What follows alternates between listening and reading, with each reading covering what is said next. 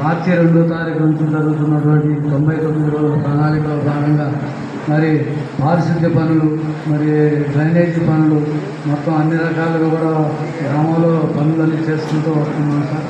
మరి అన్ని కార్యక్రమాలు అయితే చేస్తున్నాం.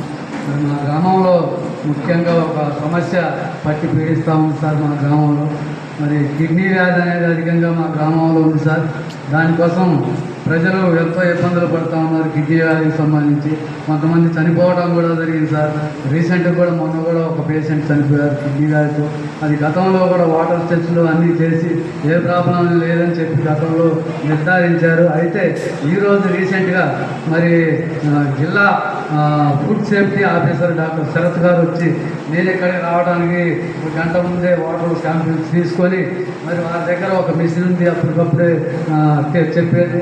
దాంట్లో టెస్ట్ చేసి మీ వాటర్ అయితే బాగలేవు బాబు, 2 బోర్లు ఉన్నాయి సార్, గ్రామ పంచాయతీకి సంబంధించినవి 2 బోర్లు ఉన్నాయి. ఆ 2 బోర్లలో కూడా వాటర్లో శాతం 100 నుంచి 150% మనం ఉండాలి. అది వాటర్లో శాతము అయితే 650-700 దాకా ఉన్నాయి. అది ఇవి చాలా డేంజర్. ఈ వాటర్ తాగడం వల్ల ఇవి తాగొద్దు, ఈ రోజు నుంచి ఈ వాటర్ తాగడం బంద్ చేయమని చెప్పి ఈరోజు మరి ఆ డాక్టర్ గారు చెప్పడం జరిగింది సార్.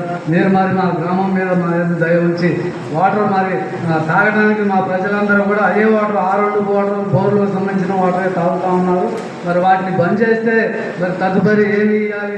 వాటర్ ప్లాంట్ అయితే ఉంది సార్, కానీ పేద ప్రజలు ఉన్నారు, వాటర్ కొనుక్కొని తాగాలంటే ఇబ్బందులు పడేవారు ఉన్నారు సార్. కాబట్టి మీరు మా దయ ఉంచి వాటర్ ప్లాంట్ కానీ ఏదైనా పరిష్కార మార్గం చూపించాలని కలెక్టర్ గారిని నేను ఈ సందర్భంగా కోరుతా ఉన్నాను సార్. మాకు పరిష్కారం చూపించాలి. Thank you sir.